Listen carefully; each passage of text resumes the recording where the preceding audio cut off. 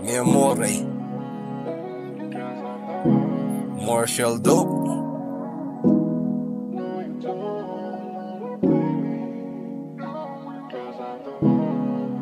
Para sa ito, pinipini ko. Doon sa lahat, makapasalamat ako. Kung wala ka, wala ako sa lugar na to. Alam mo naman, nag-iisa ka lang. You better listen to me, baby.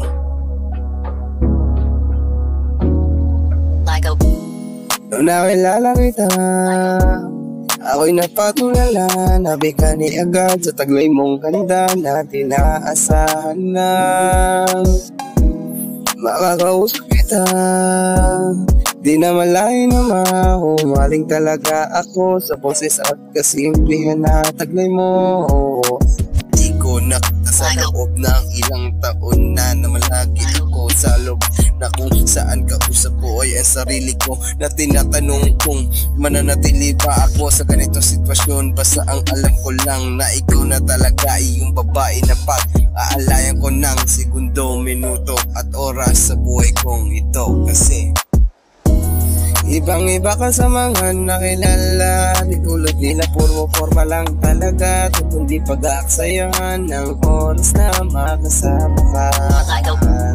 Habang oras lumilipas, maligaya aking kalooban. Mahalin ka ng oras at oras, ibibigay ang lahat ng nararapat sa iyo. Bakit ba ako nakaganto? Sa'yo ko lang naranasan na maging totoo. Di naman ganito. Ikaw lang ang bukod tanging nagpalabas aking ngiti sa puso kong bato na di naakala na magiging ganito ang pakiramdam ko tuwing maririnig kong masaya ka. Masaya na rin ako, di pang walang dahilan para magpupok pa ako sa lugar na to. Kasi ikaw lang talaga ipinadama mo, magiging positibo. Kaya gagawin ko lahat, makamit ko, matamis mong oo. At ang oras na yun di ko nasasayangin pa. Dahil ibang-iba ka sa mga nakilala, di tulad nila purwa-purwa lang talaga. Di kundi pag-aaksayahan ng oras na makasama ka.